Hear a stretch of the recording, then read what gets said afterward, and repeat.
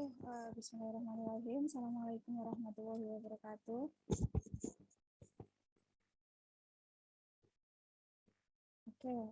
Waalaikumsalam warahmatullahi wabarakatuh. Good morning everyone. How are you today? Alhamdulillah. Fine. We meet again in this week in meeting 11 with the topic of periodical series and forecasting. And before we join at Zoom, I want to understand and to read the topic that was attached in Elena, and I hope you read it.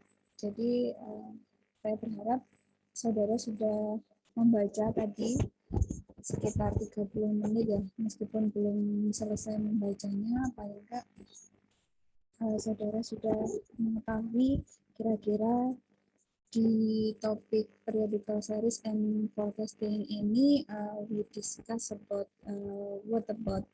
Jadi kita akan mendiskusikan tentang apa saja gitu. Nah, untuk menghemat waktu ini nanti akan saya jelaskan the topic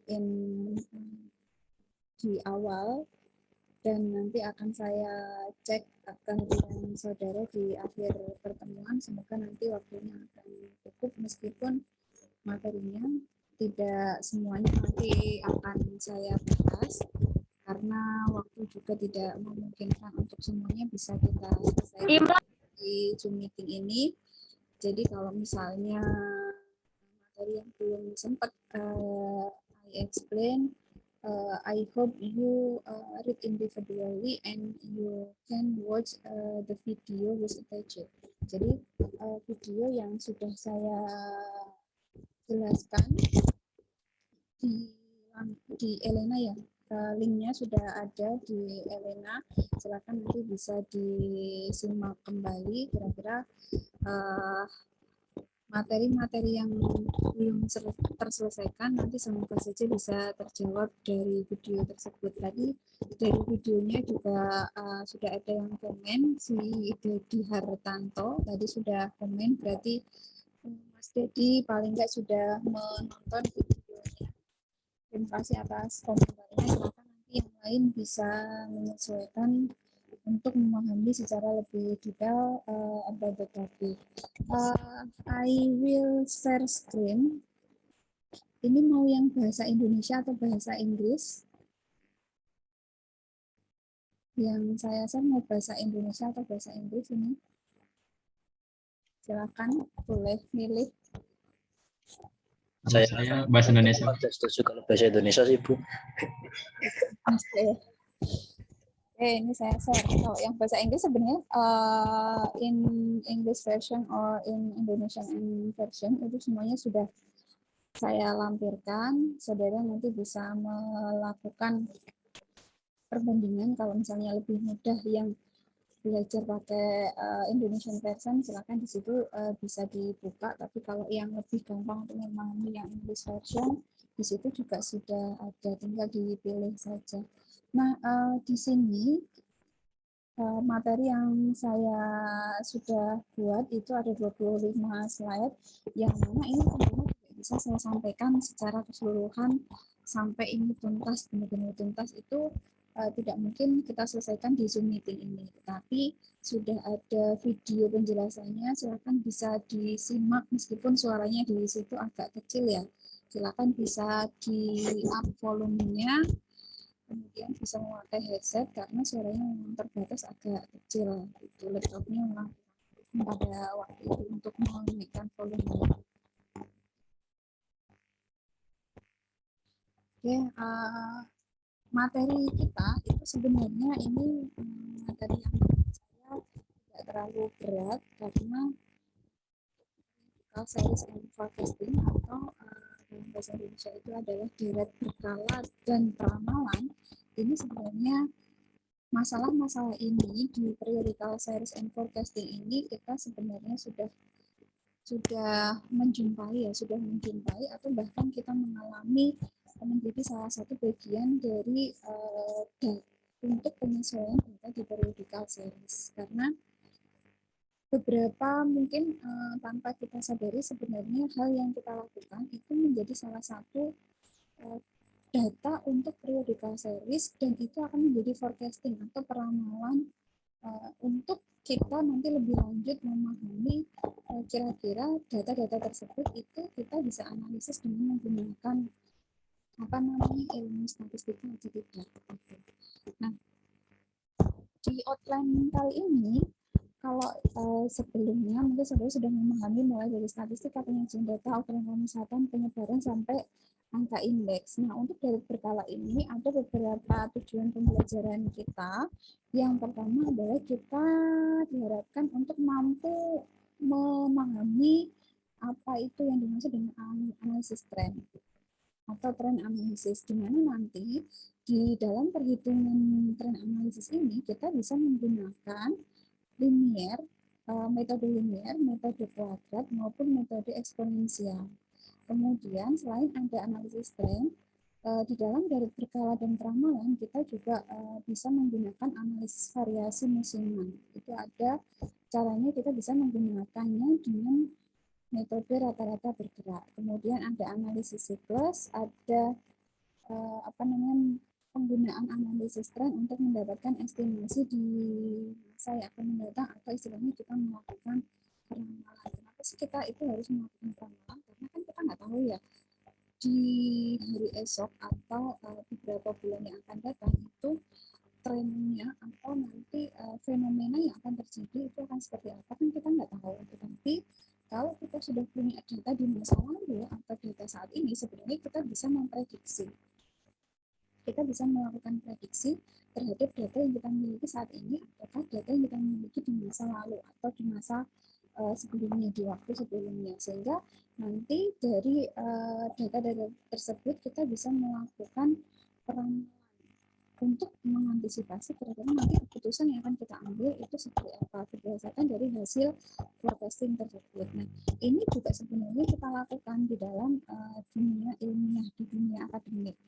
Kalau di skripsi saudara nanti, ketika saudara menyusun skripsi, itu misalnya saudara akan melakukan penelitian dengan pendekatan kuantitatif, maka saudara mau nggak mau itu pasti melakukan forecasting atau peramalan. Peramalan itulah yang di dalam istilah metodologi penelitian itu disebut dengan hipotesis atau jawaban sementara. Jadi saudara bisa melakukan peramalan dan saudara bisa memprediksi kira-kira jawaban sementara yang akan terjadi itu apa. Nah, nanti apakah jawaban tersebut itu terbukti benar atau tidaknya itu akan diuji coba dengan yang namanya pengolahan data secara lebih lanjut, sehingga nanti akan ketemu apakah jawaban dari peramalan yang telah saudara lakukan itu bisa diterima atau ditolak, seperti itu. Nah, nanti sebenarnya untuk deret berkala ini dan forecasting ini, saudara sebenarnya juga bisa melakukan pengolahan data-data untuk deret berkala itu menggunakan Excel.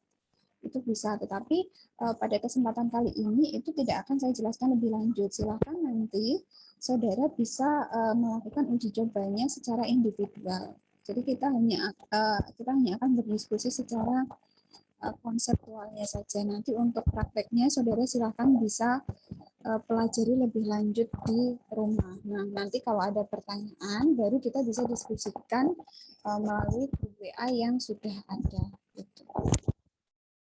Akan saya mulai dari ini bahasa Indonesia atau bahasa Inggris sih? Ini saya lihat bahasa. Sebentar, ini saya ini kayak bahasa Inggris ya.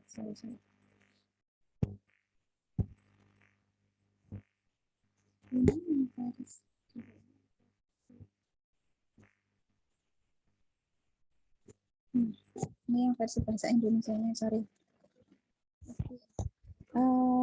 Akan saya mulai dari konsep dasarnya, apa sih yang dimaksud dengan data data deret berkala, kemudian apa itu peramalan. Jadi yang namanya deret berkala itu adalah sekumpulan data yang dicatat dalam suatu periode tertentu. Nah, kalau kita berbicara masalah data ya, data itu kan merupakan sesuatu yang dia bisa berupa data kualitatif maupun data kuantitatif. Tapi karena berhubung kita saat ini memahami mata kuliah statistika, berarti data yang dimaksud di sini itu adalah data kuantitatif. Nah, kalau deret berkala itu sendiri itu adalah merupakan catatan dalam suatu periode tertentu. Jadi yang namanya berkala itu tidak hanya satu periode, tidak hanya satu periode saja, tetapi yang namanya berkala itu pasti ada kontinuitasnya. Jadi antara misalkan kontinuitas antara tahun pertama, tahun kedua, tahun ketiga dan seterusnya itu pasti berkala ya. Jadi bukan data istilahnya data tunggal, tetapi data yang memang bentuknya time series. Jadi dia punya keterkaitan antara data-data sebelumnya dan dia tetap akan berlanjut dengan data-data yang akan datang, meskipun yang sudah pasti diprediksi bahwa datanya itu kemungkinan kecil sekali itu akan sama, itu kemungkinan kecil sekali, tapi perubahan datanya itu malah kemungkinan besar itu akan berbeda. Jadi kalau datanya sama itu kecil sekali kemungkinannya, tapi kalau berbeda itu kemungkinan besar bisa terjadi. Tetapi nanti perubahannya tidak terlalu signifikan. Kalaupun nanti signifikan, berarti itu yang harus nanti kita patut analisis dan kira-kira nanti seperti apa, kenapa data tersebut itu bisa terlalu berbeda sekali secara signifikan. Kemudian manfaat dari analisis data berkala itu adalah mengetahui kondisi masa mendatang dan meramalkan kondisi di masa yang akan datang. Bukan masa mendatang, ini ya, maksudnya itu mengetahui kondisi di masa sekarang dan atau meramalkan kondisi di masa yang akan datang. Jadi kita bisa tahu kira-kira kondisi yang terjadi saat ini itu seperti apa, dan kita bisa melakukan forecasting terhadap kondisi yang akan datang yang sebenarnya kan kita tidak tahu ya, kita tidak tahu akan terjadi seperti apa, tapi kita bisa memprediksinya. Kita bisa memprediksinya, sama halnya ketika saudara misalkan ketika saudara keluar rumah, oh ternyata hari ini kok mendung ya, pasti nanti akan terjadi hujan, misalkan pasti sore hari nanti akan hujan. Kenapa saudara bisa bilang kalau sore hari itu akan hujan? Karena ketika saudara keluar, saudara melihat ke langit dan ternyata langitnya kok nggak cerah, mendung kayak gitu. Nah, itu kan semacam prediksi ya. Prediksi di mana saudara bisa mengatakan hujan karena ada data, ada fakta sebelumnya yang terjadi, yaitu langitnya itu tampak mendung seperti itu. Nah, ramalan kondisi mendatang itu sebenarnya juga bermanfaat untuk kalau di bidang ekonomi itu untuk perencanaan produksi, untuk kegiatan pemasaran, untuk penyusunan keuangan, dan untuk bidang lainnya. Itu kalau dalam kegiatan ekonomi. Jadi kita nanti bisa merencanakan kira-kira kalau penjualan di periode ini misalkan mengalami kenaikan, apakah di periode yang akan datang kita tetap akan mempertahankan jumlah produksi itu, ataukah kita akan menurunkan jumlah produksi itu, atau justru sebaliknya kita menurunkan jumlah produksi itu. Nanti tentunya kebijakan-kebijakan tersebut itu kita bisa lakukan jika ada data yang terjadi saat ini. Jadi minimal itu basisnya adalah data saat ini dan data di periode sebelumnya. Itu kita nanti bisa melakukan perencanaan terhadap hal-hal tersebut. Begitu juga dengan pemasaran, keuangan, dan bidang-bidang lainnya. Nah, dari komponen data berkala itu ada berbagai macam komponen. Di sini yang akan kita fokuskan itu ada 4 komponen dari data berkala. Yang pertama adalah tren, kemudian yang kedua analisis variasi musiman, yang keempat variasi siklus, dan yang ketiga variasi siklus, dan yang keempat itu adalah variasi yang irregular atau tidak tetap. Nah, kita akan memahami satu persatu dari berbagai keempat analisis ini. Kira-kira nanti perbedaannya itu di mana, kemudian bagaimana metode perhitungannya, itu kita akan memahami secara lebih mendalam. Nah, yang pertama, analisis tren. Nah, kalau kita berbicara masalah tren ya, mungkin saudara tidak asing dengan kata-kata tren. Dan misalkan trennya itu sekarang misalnya kebanyakan dari saudara misalkan menggunakan handphone merek misalkan Samsung, atau menggunakan trennya itu sekarang kalau di kalangan mahasiswa itu apa namanya menggunakan tidak hanya Samsung tapi juga misalkan iPhone, atau misalkan laptopnya itu trennya ini lagi ngetren misalkan mereknya Lenovo, atau misalkan laptopnya mereknya Asus dan lain sebagainya. Itu adalah kata-kata yang sering saudara temukan di dalam kehidupan saudara sehari-hari. Kita akan memahami sebenarnya tren itu seperti apa. Nah, tren itu adalah suatu gerakan kecenderungan naik atau turun dalam jangka panjang yang diperoleh dari rata-rata perubahan dari waktu ke waktu, dan nilainya itu cukup rata atau smooth, artinya tidak ada perbedaan nilai yang cukup signifikan. Kalau datanya kan sudah pasti dia datanya berbeda ya, berbeda dari satu waktu ke waktu yang lain, tetapi perbedaannya itu tidak terlalu signifikan. Jadi kalau misalkan saat ini itu misalkan trennya itu misalnya 10, sedangkan waktu sebelumnya atau tahun sebelumnya misalkan 11 atau 12 atau 13, itu kan jaraknya tidak cukup jauh gitu.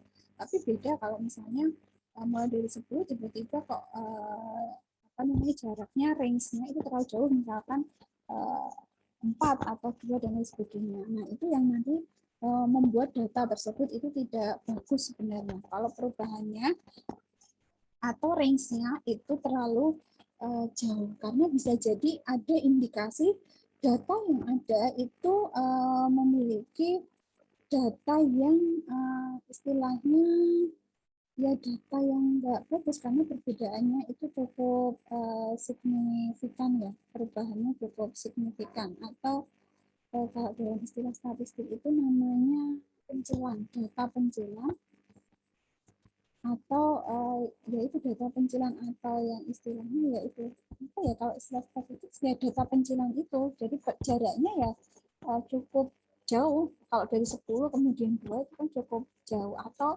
kalau istilah statistik selain data pencilan itu data ekstrim, itu sebenarnya sama, itu ekstrim data atau outlier. Kalau statistik itu outlier data, ekstrim data sama data pencilan itu sebenarnya sama. Jadi suatu data atau angka yang nilainya itu range-nya cukup jauh dari data-data pada umumnya. Gitu. Nah, di dalam analisis tren itu kita punya dua jenis, ada tren positif dan ada tren negatif. Kalau tren positif itu berarti semakin tahun itu dia semakin naik datanya atau nilainya. Sedangkan kalau negatif itu kebalikannya. Jadi nilainya itu semakin turun. Nah, contohnya apa? Kalau yang positif itu adalah contohnya kalau yang sekarang kita atau saudara merasakan itu misalkan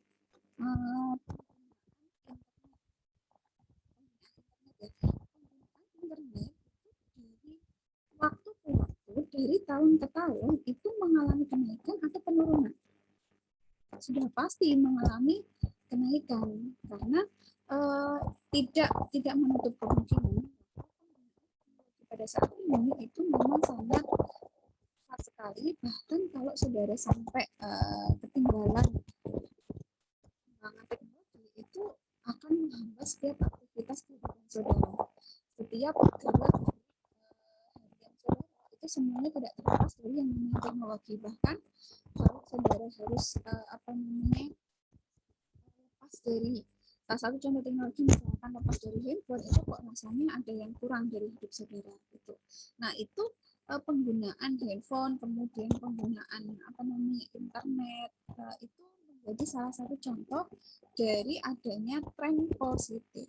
itu pasti pemakaian telepon, misalnya pemakaian jaringan telepon atau jaringan internet itu mungkin tahun depan itu akan semakin meningkat.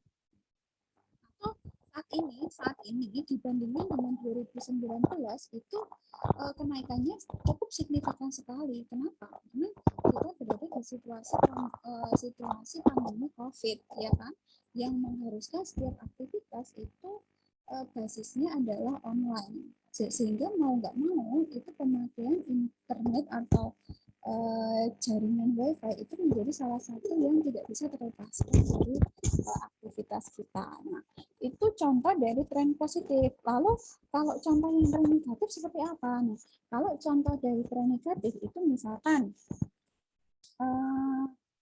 contohnya kalau penggunaan apa ya? Ya contohnya penggunaan misalkan perkuliahan yang kalau sebelumnya itu banyak tatap muka karena COVID ini menyebabkan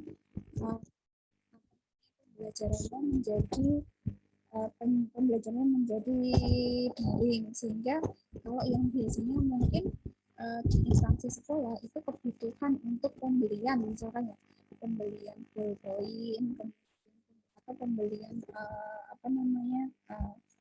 yang spidol untuk menulis di papan tulis itu mungkin kalau pas kita pembelajaran tatap muka mungkin naik karena setiap sekolah itu membutuhkan yang namanya spidol. Tetapi kalau sekarang karena kita basisnya itu adalah online, pembelajarannya itu menggunakan jaringan internet dengan bantuan misalkan ada handphone, ada laptop, sehingga itu mengurangi penjualan dari spidol.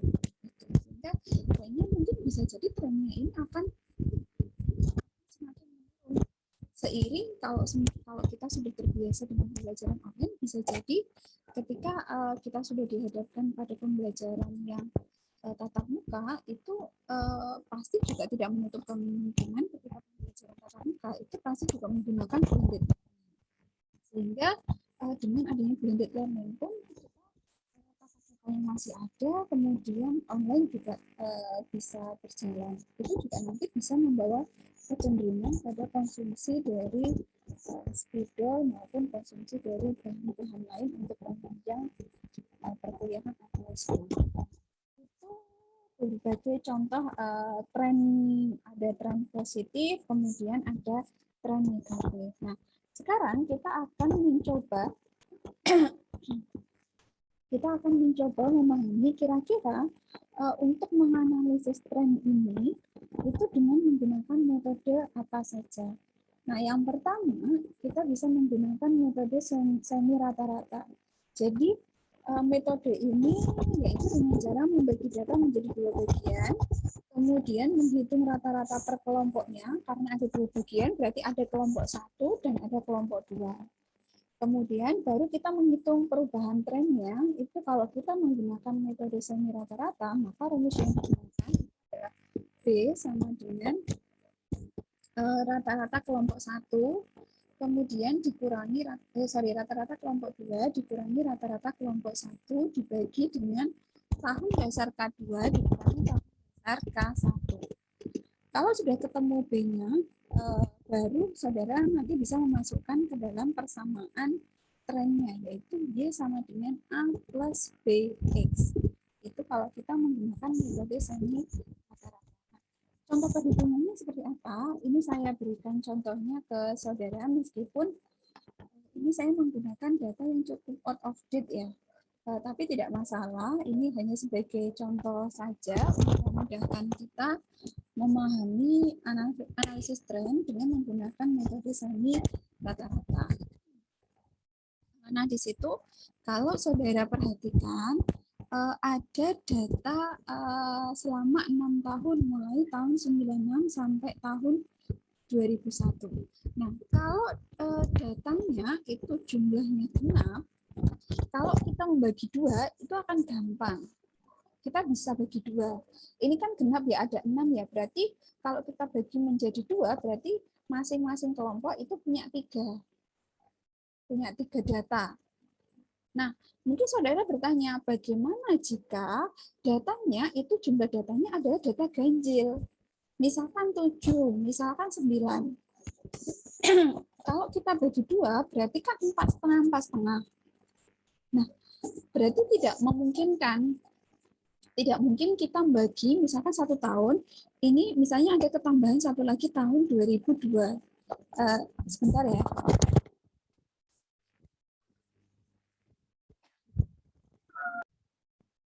Mohon maaf.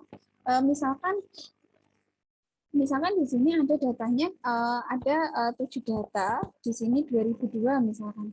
Nah, kalau ditambah 2002 berarti tidak mungkin kita bagi setengah-setengah, misalkan jadi 4,5 sama 4,5 berarti akan ada 1 tahun yang dibagi 2, itu enggak. Berarti nanti caranya untuk menentukan jika datanya itu jumlah datanya itu ganjil, maka data yang tengah-tengah tadi, data yang keempat tadi, berarti data yang keempat itu kan 99, ya kan? Data yang keempat adalah tahun 99.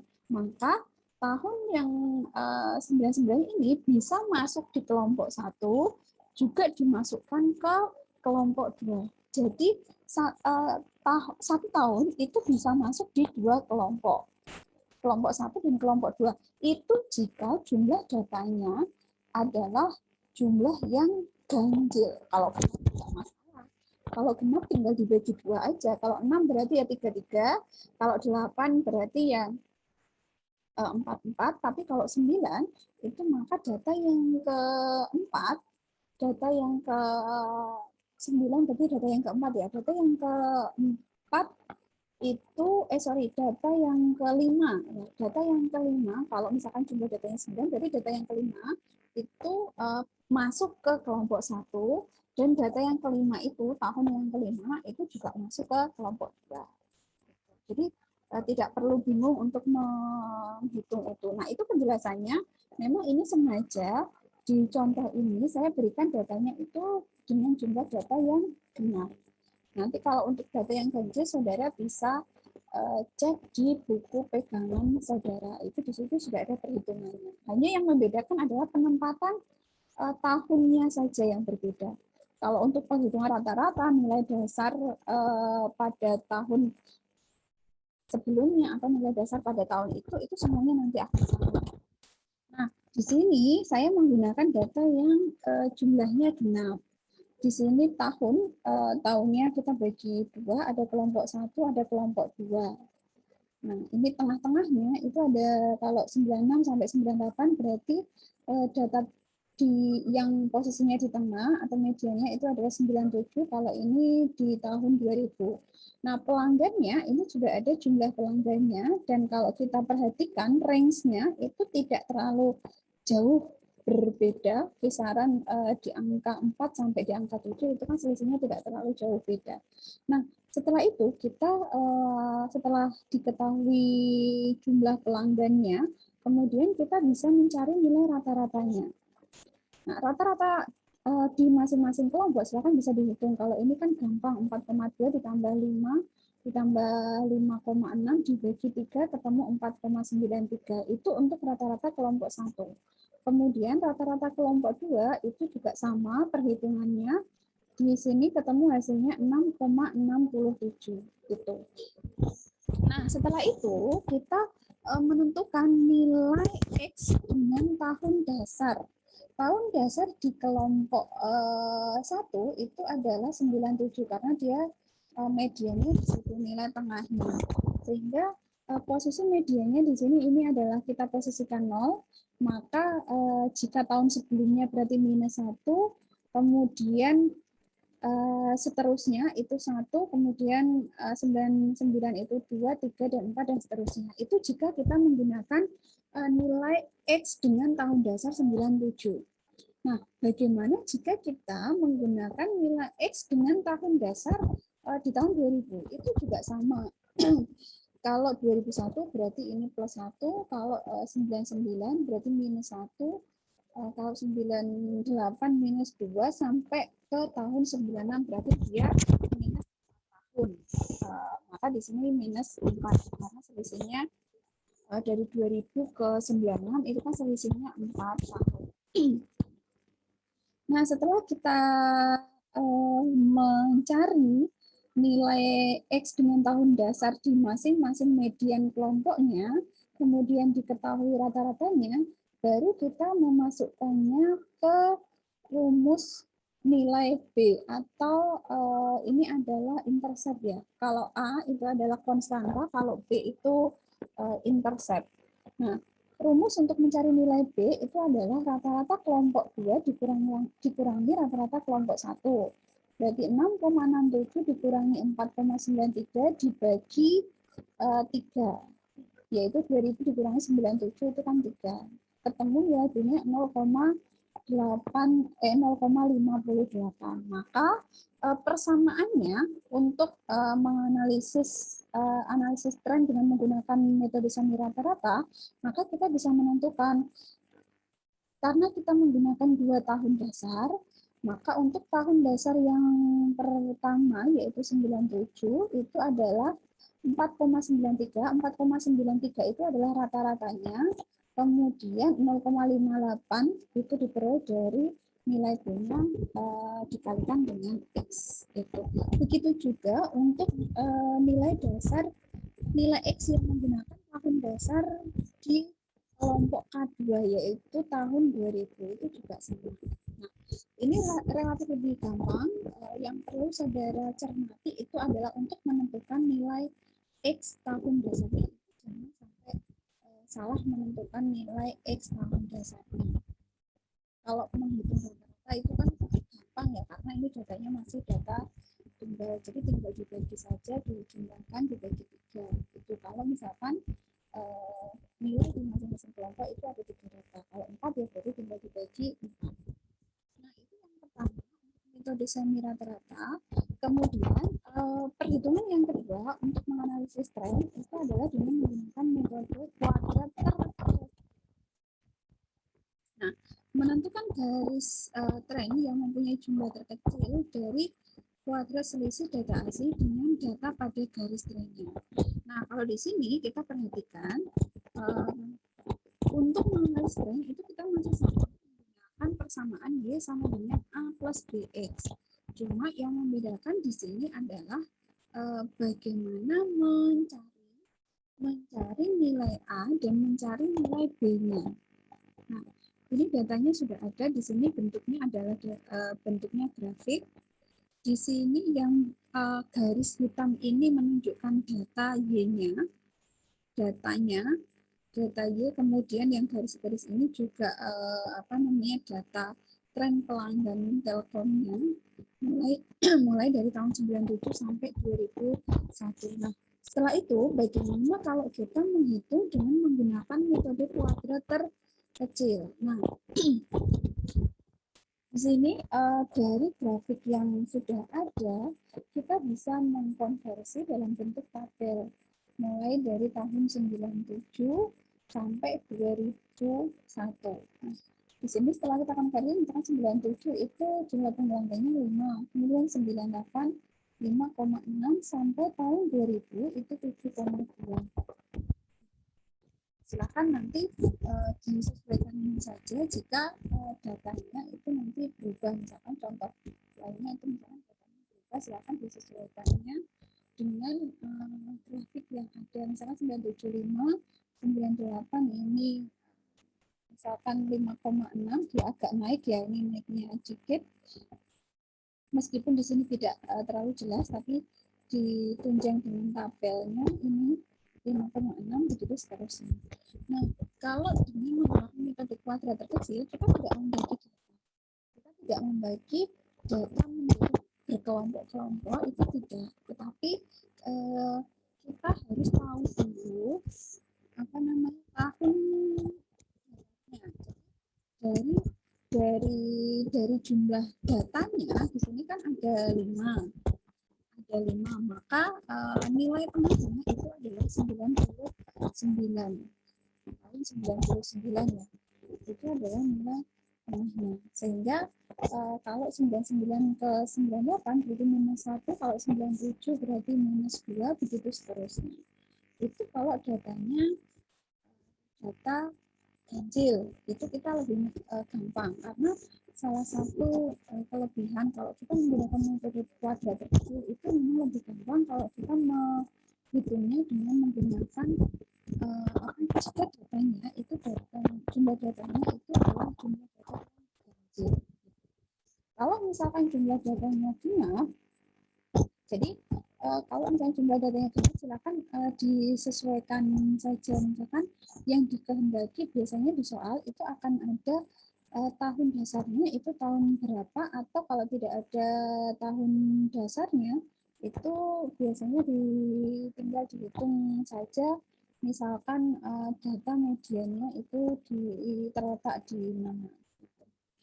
Nah, di sini untuk kode X tahun dasarnya itu kita menggunakan mediannya yaitu 99 sama dengan metode semi rata-rata. Jika ke 2000 berarti plus 1, kalau 2001 berarti plus 2. Kemudian nilai X dikali Y tinggal nilai X minus 2 dikali 5 minus 1 dikali 5,6, 0 kali 6,1, begitu seterusnya. Kemudian jangan lupa untuk dicari sigma YX-nya. Nah, setelah itu juga saudara harus mengkuadratkan nilai X. Kalau kuadrat itu pasti nanti hasilnya semuanya, meskipun nilai X-nya itu negatif, pasti kalau dikuadratkan hasilnya positif ya. Positif. Nah, setelah itu, kalau semuanya sudah ketemu hasilnya, setelah dijumlahkan, baru saudara memasukkan ke nilai rumus untuk mencari nilai A dan rumus untuk mencari nilai B-nya. Ini di sini sudah ada sigma Y berarti 30,6 dibagi N itu adalah jumlah datanya. Ini tahun 97 sampai 2001 berarti selama 5 tahun. Ketemu A-nya 6,12, kemudian nilai B-nya 5,5 dibagi sigma X kuadrat dibagi 11, hasilnya adalah 0,5. Sehingga analisis trennya, persamaan trennya jika kita menggunakan metode kuadrater kecil itu sama dengan 6,12 dikalikan 0,5x. Nah, itu kalau kita menggunakan metode kuadrater kecil. Nah, cara yang ketiga, kita juga bisa menggunakan metode kuadratis. Kalau metode kuadratis itu biasanya untuk jangka waktu pendek, kemungkinan tren itu tidak bersifat linear atau tidak normal ya, tidak normal. Metode kuadratis adalah contoh metode non-linear, artinya ini adalah untuk data-data yang biasanya non-linear. Nah, rumusnya kita bisa menggunakan Y sama dengan A plus BX plus CX kuadrat, di mana tentunya kalau di sini ada nilai C-nya, maka saudara juga harus mencari berapa nilai dari A-nya, berapa nilai B-nya, dan berapa nilai C-nya. Di situ sudah saya tampilkan rumusnya. Memang kalau kita menggunakan metode kuadratis itu memang agak lebih panjang karena ini untuk biasanya digunakan untuk data-data yang non-linear atau tidak linear ya. Nah, ini contohnya. Saya masih menggunakan data untuk metode kuadrater kecil dengan 5 data. Di masing-masing datanya di situ nilai Y-nya juga sudah ada, dengan tahun dasarnya juga masih menggunakan tahun 99.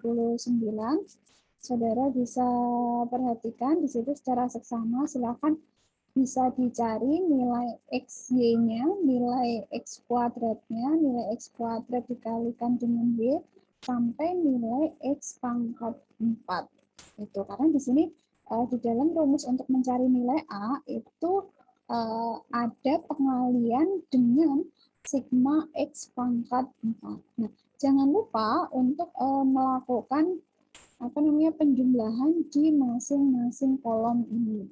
Itu untuk memudahkan ketika nanti memasukkan ke dalam rumus mencari nilai A, nilai B, dan nilai C-nya. Nah, nanti saudara bisa perhatikan di situ. Nah, sudah ketemu untuk nilai A-nya di sini setelah kita masukkan ke rumus. Nilai A-nya itu adalah 6,13.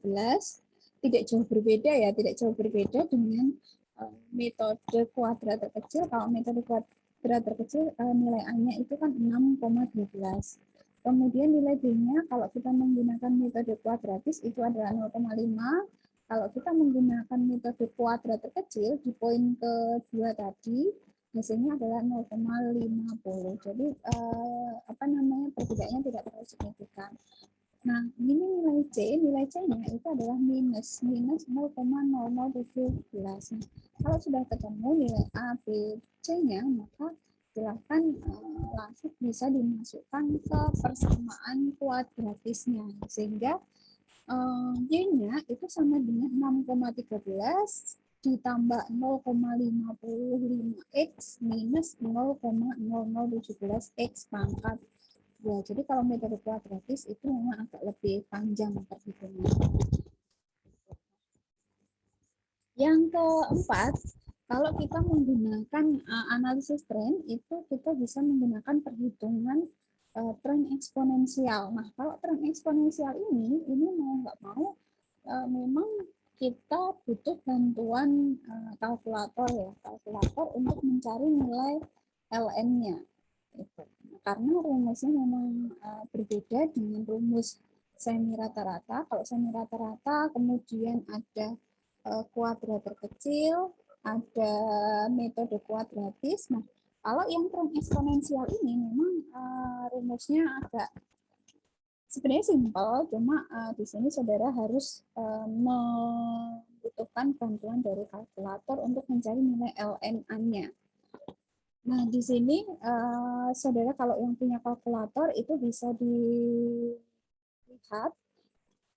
Di situ ada tombol untuk mencari ln. Tinggal nanti kalau misalkannya ln 10 ya berarti tinggal dipencet ln, kemudian dipencet lagi 10 sama dengan nanti akan ketemu hasil dari ln 10 itu berapa.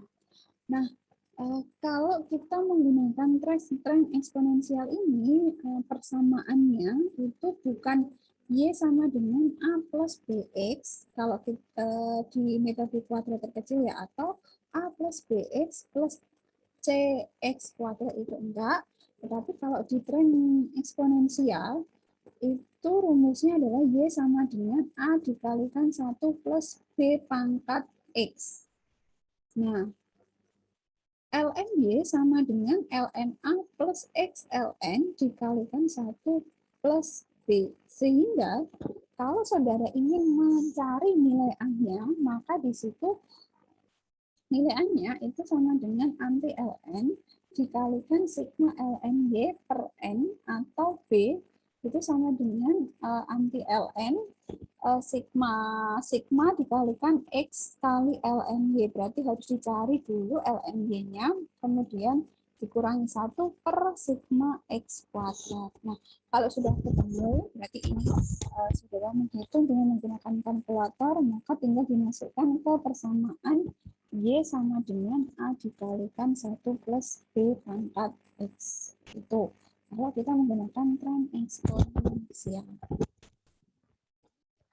Salah satu contohnya masih sama, kita menggunakan contoh yang sebelumnya, tinggal dicari misalkan ln-nya, saudara harus mencari dulu ln di masing-masing Y ini, misalkan ln 5, ln 5,6 itu 1,7, ln 6,1 itu 1,8 dan seterusnya. Ini dicari dengan kalkulator ya. Silakan diklik saja, nanti kalkulatornya di-on-kan, kemudian pencet ln, dikalikan ln, kemudian pencet angka 5. Kemudian ln pencet angka 5,6 dan seterusnya, nanti akan ketemu hasilnya. Setelah itu jangan lupa di total hasil dari masing-masing penjumlahan ln-nya, ini ketemu 9,0.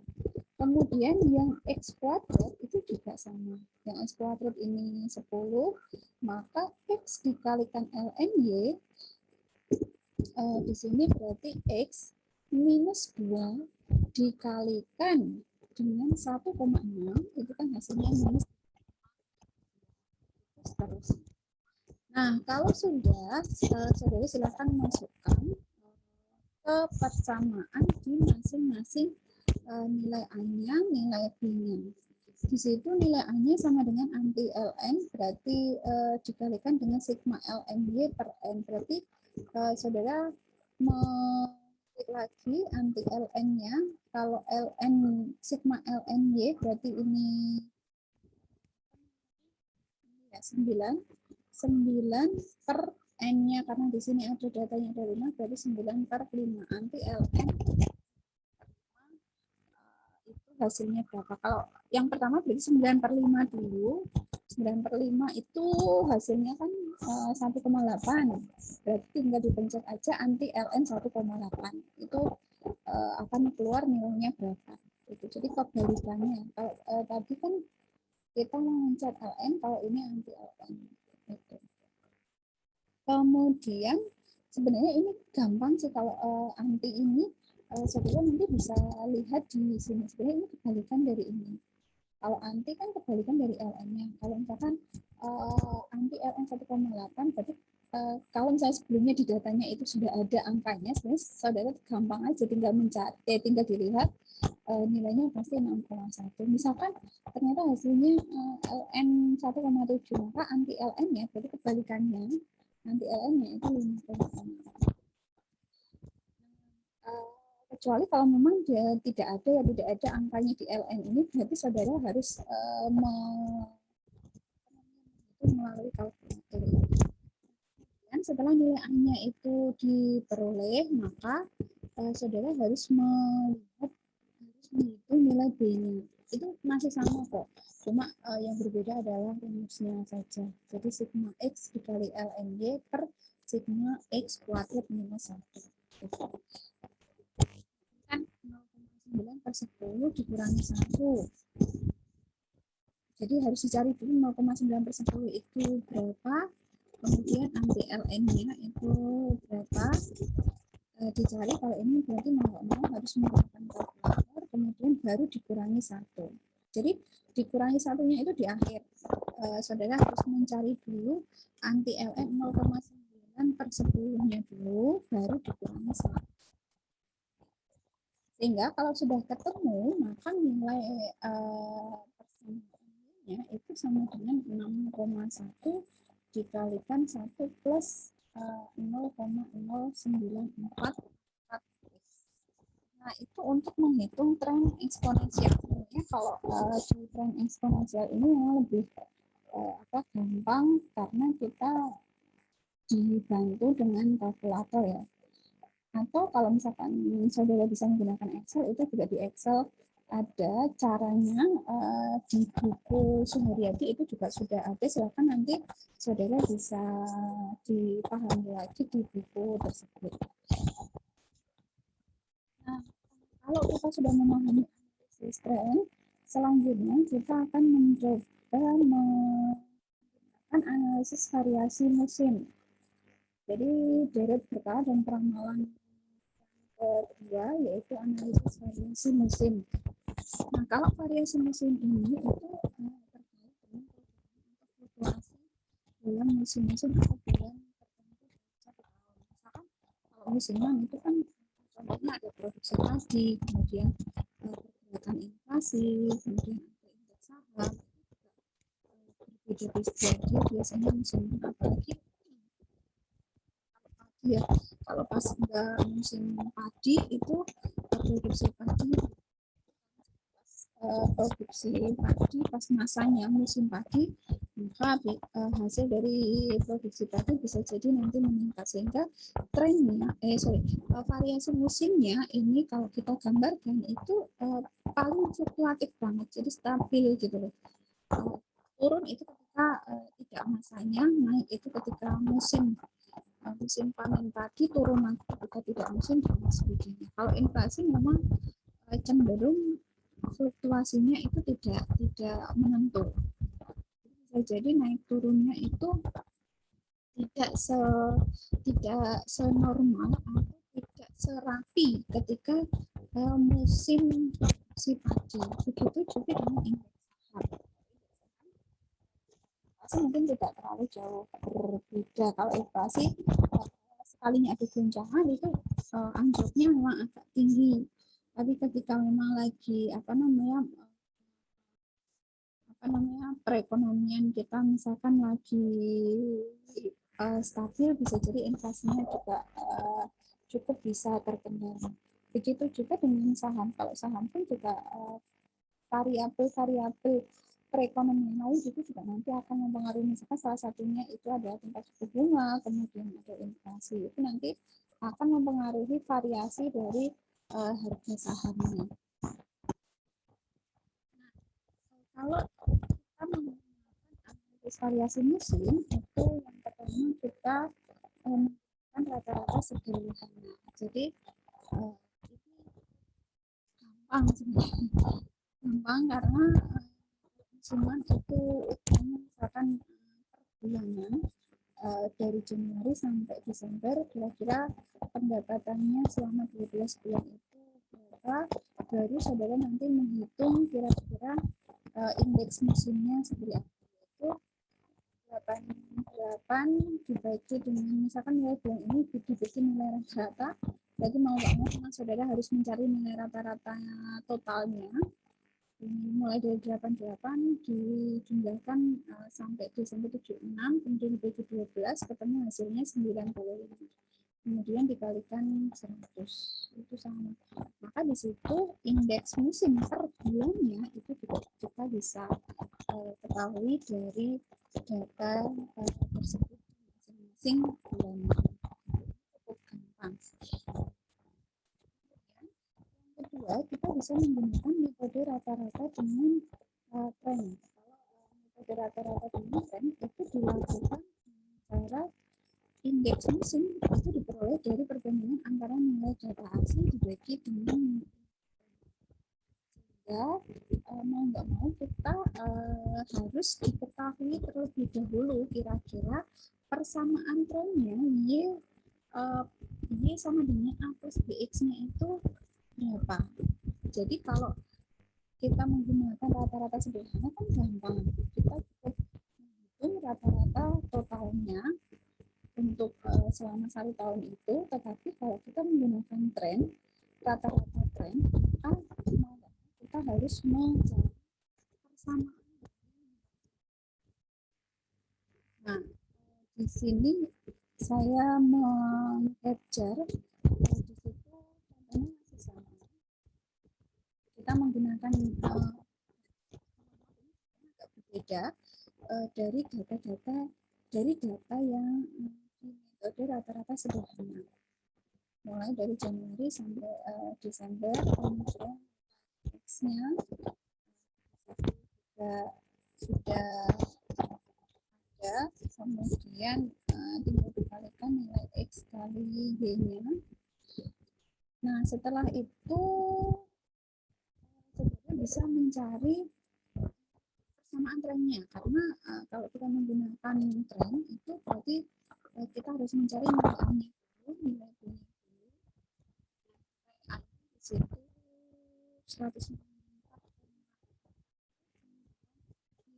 koefisien B-nya sehingga trennya itu 104,603. Nah, dengan memasukkan nilai X pada persamaan Y itu maka didapat nilai Y pada kolom ke-6. Tinggal dimasukkan nilai Y aksennya itu dengan cara memasukkan nilai X ini. Nilai X ini ke persamaan trennya. Oke, itu untuk metode rata-rata tren. Sampai sini ada pertanyaan dulu sebelum kita lanjutkan untuk ke metode siklus. Saya izin bertanya, Miss. Saya bingung, tadi kan yang di metode eksponensial itu ada yang anti-LN ya, Miss. Nah, itu kalau di kalkulator tuh anti-LN tuh yang gimana caranya, Miss? dicari dulu yang anti LN, ketemu nggak? Adif pegang kalkulator nggak? Tadi saya kan sempat nyari ini LN 6,1 ya, Miss. Itu Hah? kan ketemu benar di kalkulatornya itu 1,8. Terus saya balik LN 1,8 ketemunya 0,5, Miss. Ya, kalau kalau anti ya, kalau anti LN 1,8, kalau Adif mencetnya itu LN kemudian 1,8 ya hasilnya beda karena yang dimaksud di sini itu anti LN. Jadi dicari dulu anti LN-nya. Jadi bukan LN-nya tapi anti LN-nya. Jadi kebalikan dari kalau di kalkulator itu kan ada. Saya kebetulan ini saya nggak pegang, jadi saya nggak pegang kalkulator, jadi saya nggak bisa nunjukin ke saudara. Gitu. Kalau saudara misalkan Adif pegang apa namanya kalkulator, yang jelas kalkulator ini adalah kalkulator yang saintifik ya, bukan kalkulator yang biasa, tapi harus pakai kalkulator yang saintifik. Itu ada, silakan tinggal dipencet antinya, berarti lawan dari LN-nya, anti LN, baru dipencet angkanya. Jadi bukan kalau 1,8, kalau anti LN 1,8 jadi dipencet LN 1,8 itu enggak. Nanti hasilnya itu akan berbeda. Karena yang dimaksud di sini itu adalah yang anti LN itu. Ketemu enggak? Itu harusnya kalau dicari di kalkulator itu ada. Silakan nanti coba dicek kembali kalkulatornya. Saya juga karena nggak pegang kalkulator, jadi saya nggak bisa nunjukin ke saudara, atau saudara bisa pakai Excel. Kalau di Excel itu ada. Saudara ada yang pegang bukunya Suharyadi? Ada nggak? Ada yang punya bukunya Suharyadi? Kalau saudara punya bukunya Suharyadi, di situ ada, bentar ya, ini saya juga lagi double ada seminar, jadi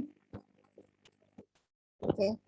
Nah, kalau saudara pegang bukunya Suharyadi, itu di halaman 202 itu ada kalau perhitungan, misalkan saudara nggak punya kalkulator, itu kita bisa pakai Excel ya, yaitu dengan cara menekan tombol di situ, ada di Excel itu kan biasanya ada insert, kemudian ada paling kanan sendiri itu ada function, silakan diklik function, kemudian dipilih yang matrix. Itu di situ ada, saya nggak bisa nunjukin ke kalian, silakan nanti bisa dibuka saja bukunya gitu. Nah, itu bisa kalau saudara ingin menghitung dengan apa namanya, menghitung LN ya, kalau tidak ada kalkulator di situ sudah ada. Jadi silakan nanti bisa dimanfaatkan. Itu ya, Div. Ada lagi pertanyaannya? Jadi ini mohon maaf karena saya tidak pegang kalkulator, jadi saya nggak bisa nunjukin ke saudara. Iya, Miss, makasih. Tadi saya juga sempat nyoba pakai kalkulator saintifik yang ada di laptop itu, berarti benar nggak, Miss, kalau di inverse dulu terus baru di learn? Iya, yang di apa namanya, dipencet yang pokoknya jangan yang LN saja, tapi yang LN saja, tapi juga dipencet yang anti LN-nya, yang antinya dulu. Gitu. Ya, Baik, Miss. Terima kasih. oke. Ada pertanyaan lain? Oke. Kalau tidak ada, kan tadi kita sudah sampai di analisis tren ya. Ini sudah ketemu nilai di masing-masing Y aksennya, di persamaan trennya, kemudian tinggal masukkan ke perhitungan. Jadi perhitungan kalau kita menggunakan rata-rata trennya itu yang agak lebih rumit, karena kita harus mencari dulu tren, persamaan tren di masing-masing bulannya, baru nanti kita membaginya, kita membagi untuk mengetahui berapa nilai dari indeks musimnya. Sehingga nanti di sini perhitungannya juga akan berbeda-beda. Karena Y-nya itu 95, kemudian Y aksen ini adalah diperoleh dari persamaan ini, persamaan diperoleh dari persamaan sebelumnya setelah kita memasukkan nilai X, kemudian dikalikan 100%, ketemu hasilnya 108,03. Begitupun sampai perhitungan di bulan Desember. Oke, mungkin itu saja dari saya karena waktu kita juga sudah selesai. Ada banyak sekali materi yang belum saya jelaskan. Ini masih ada 5 slide lagi yang belum selesai saya jelaskan ke saudara. Silakan saudara bisa memahami secara lebih lanjut dari video yang sudah saya lampirkan di elemen. Insya Allah nanti di situ sudah ada penjelasan materinya sampai dengan slide terakhir. Oke, itu saja dari saya. Silakan kalau ada pertanyaan sambil saya cek kehadiran saudara.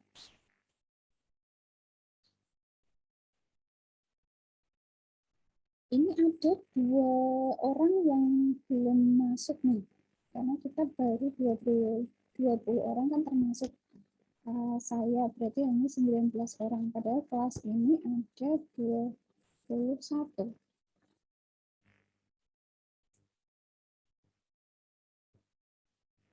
Nggak bisa ini.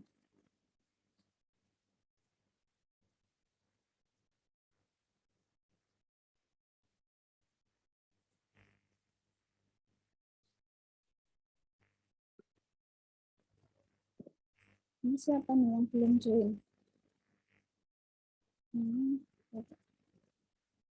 Satu orang yang belum join. Oke, saya coba cek harian saudara. Mujibur Rahman, Mujib ada? Tadi kayaknya ada. Mujib ada ya. Julia Putri ada? Ada, Bu. Oke. Nika Kurniawati? Hadir. Hadir. Mutiara Rizky? Hadir, Bu. Dedi Hartanto? Hadir, Bu. Lilis Indriani? Hadir, Bu. Agustina? Hadir. Kak Aulia? Hadir, Bu. Radinta Maharani? Hadir, Bu. Andika Bella? Hadir, Bu. Nuya Salsa? Hadir, Bu. Nihayatul? Hadir, Bu. Dian Hardianti? Hadir, Bu. Aulia Isna? Ada? Aulia ada kayaknya karena ternyata ini 20 ya, saya kira 21. Magistra Alex Ya. ada? Oke. Aulia hadir, Bu. Oke. Aura ada? Hadir, Bu. Aura. Srina Kurotul Aini? Hadir, Bu. Ria Novita? Hadir, Bu. Akhir Adif Akbar? Hadir, Bu. Ada orang. Ini sekalian saya akhiri.